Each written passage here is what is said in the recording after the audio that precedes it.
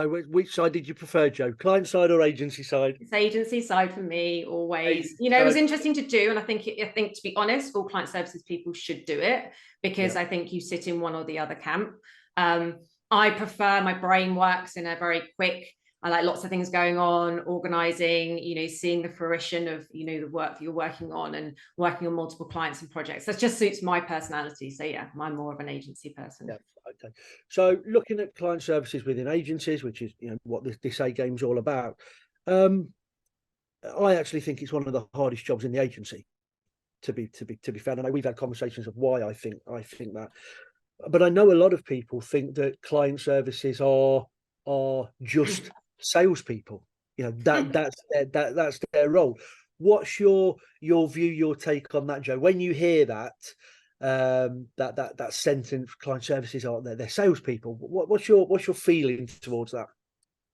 I find it interesting. I'm like, well, if you think that, go and get your sales director and pop them in that role and see whether they could do the job.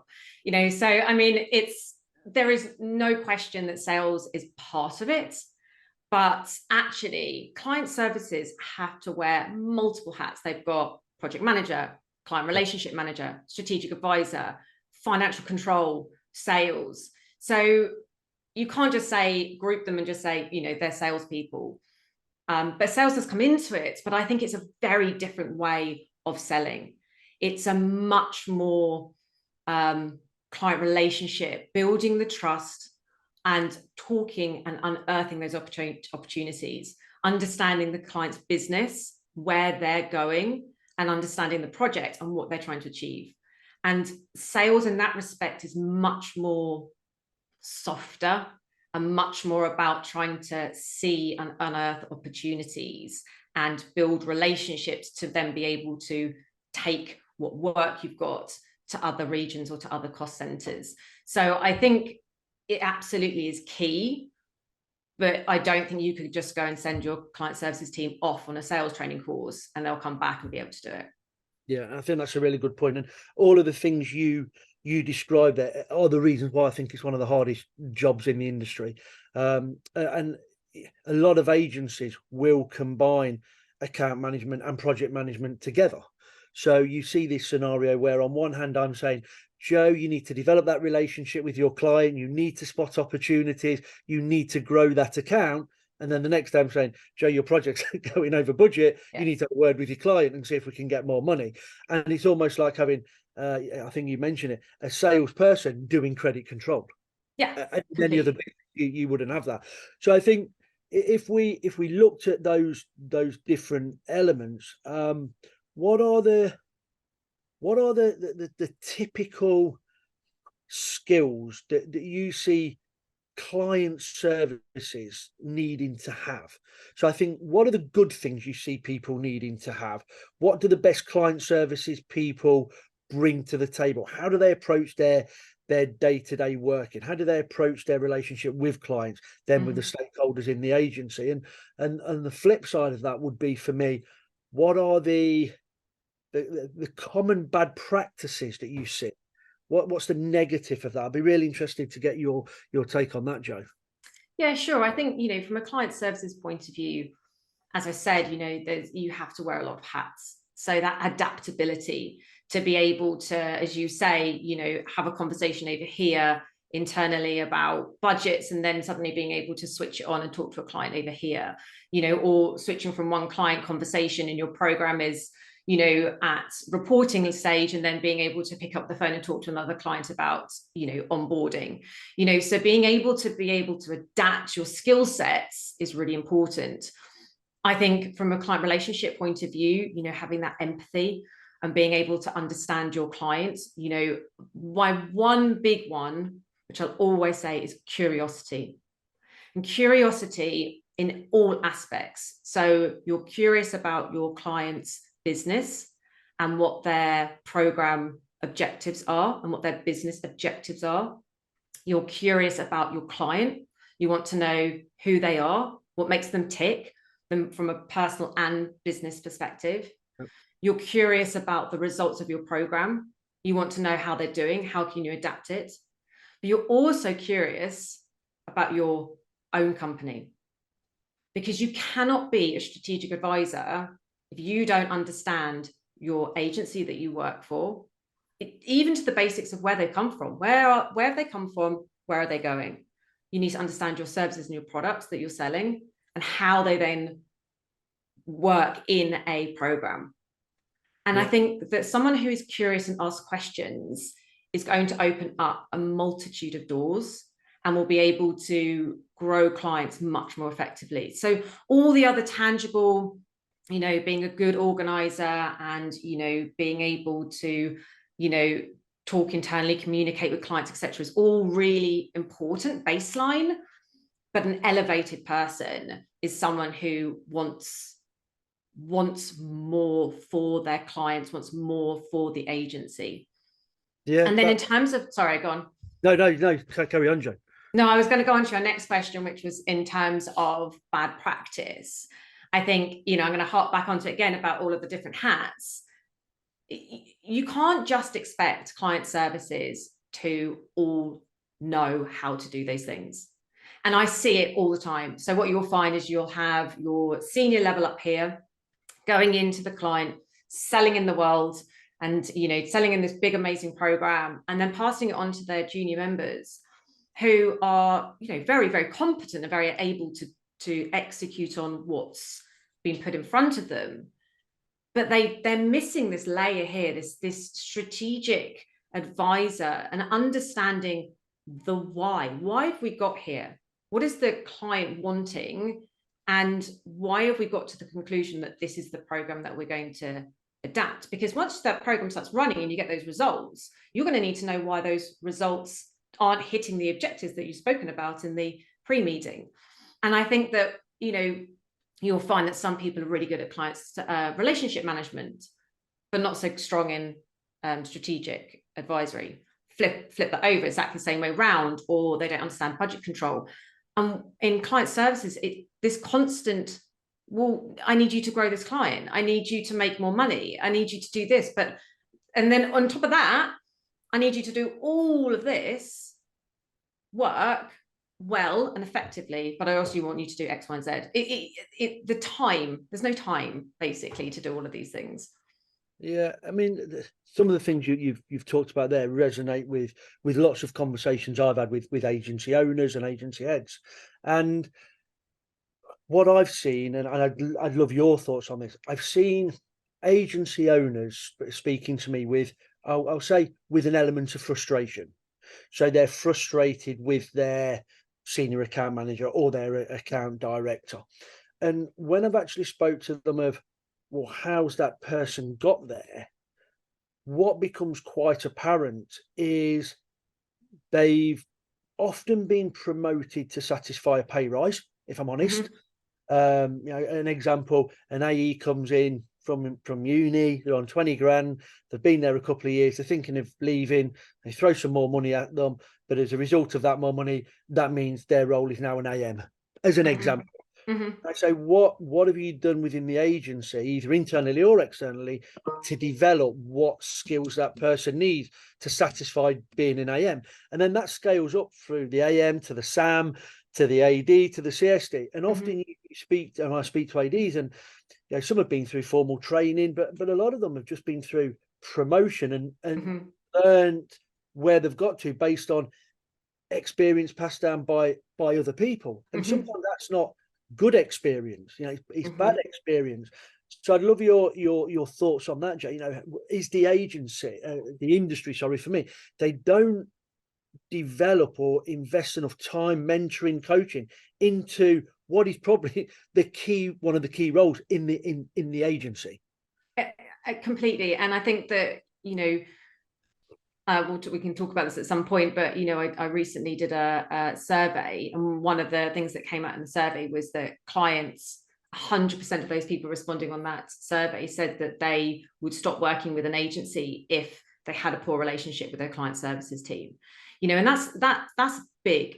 So even if you are producing results for them, if they're having this difficult relationship, or they can't, they don't feel like they're getting the right communication levels, or there's just two people that are clashing, you don't want to lose clients because of that. So absolutely, they really are fundamental, and I think that they are not given enough support to be able to excel. And I think that what also ends up happening is you start to see that people actually leave agencies to try and get other skills elsewhere. So maybe that's that they need some more exposure to certain things that they're not getting in the agency. And actually investing in your staff means that they are going to learn more and not want to feel that need to leave and find it elsewhere.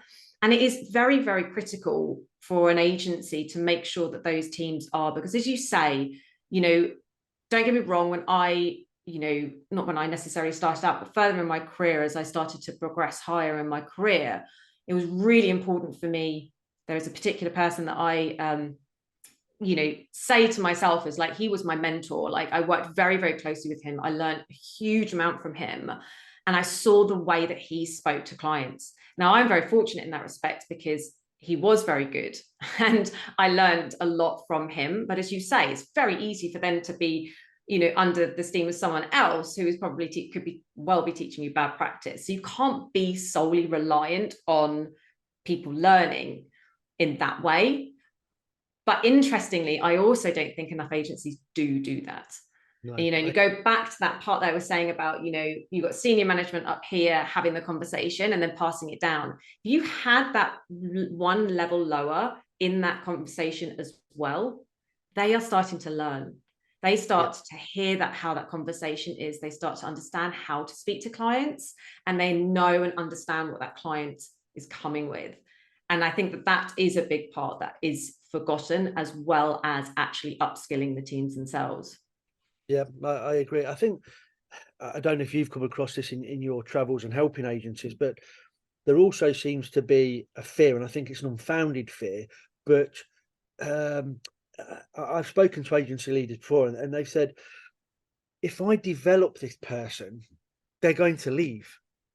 And I've got my own opinions on that. But what are your opinions on that, Joe? Because that does seem like it's often a fear of, I'll invest this money, I'll invest this time for them ultimately to leave. Sure. Look, I think it's always a worry that could happen. And you could well invest in someone and they could end up leaving, but the reality is that most people leave either because they are in a toxic environment or they are not enjoying the role that they're doing. And if they're not enjoying the role that they're doing, but they want to stay in the industry, then you should be able to pick up on that. And when you're doing your your management one-to-ones, and be able to respond effectively to that. Or they're looking to upskill what they already have. And I think the other thing which sometimes is forgotten about is, moving people. I mean, this is very much dependent on your agency, but moving people around, if they want to, moving people around the business. And I don't mean out of client services, but, if someone's working in, I don't know, on all lead gen programs, and then there's some brand work going over here, give them some exposure to it. Let them feel like they're learning something new, so that they feel like they don't need to go anywhere else, because they're getting that their own skill sets are developing. And you can't guarantee ever that people won't leave, but like, I look at my career and I've been a stayer, and the reason why I've been a stayer in agencies is because I felt valued, and I felt that I was needed, and I was wanted, and I was appreciated. And all of that is shown through investing in your teams. Yeah, that's a really good point. And if you look at what we've just covered there, we've identified that it is such a key role in the agency. It covers a multitude of different elements, call it sales, client relationship, execution, understanding briefs, being the bridge between the client and the creative or the digital or the PR team within the agency. So a really important role. We have identified through my own experience and yours that the level of investment and training and coaching and mentoring into these people at all levels is probably not where it should be.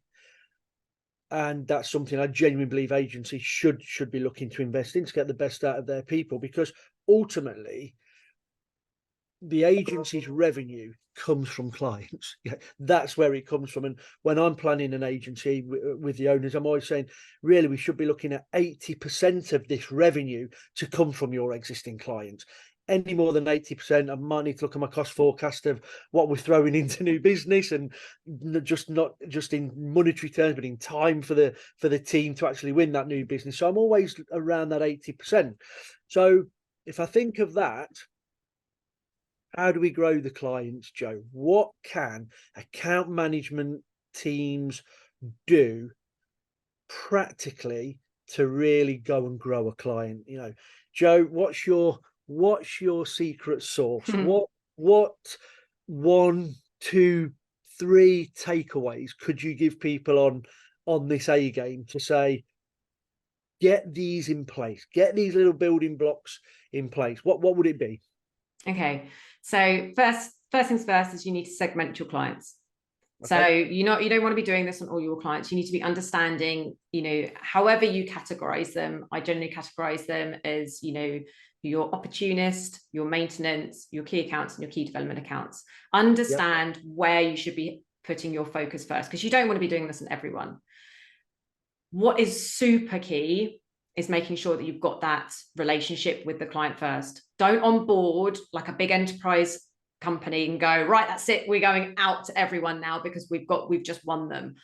Because the reality is you haven't built that trust and shown that value yet to your client. And what you could end up doing very quickly is making that client feel like you don't care about them and the project. You're more interested in growing, and they'll just end up starting to feel like a commodity. So when you start actually segmenting them out, be really honest and realistic about where you do have advocacies inside your clients to be able to use to ask for those referrals. That's really important, because they will do it. And again, and if you look in my report, it says literally they will actively find those opportunities for you, if you're doing a good job. So making sure that part is absolutely fundamental. One of the key ones that I found when I was looking at growing like Oracle and HP was a lot of FaceTime. And I know the world has changed, with COVID, and we don't get it as much anymore, but I find it absolutely critical. Every time that I've had, or my team have had FaceTime with clients, you open up a different level of conversation.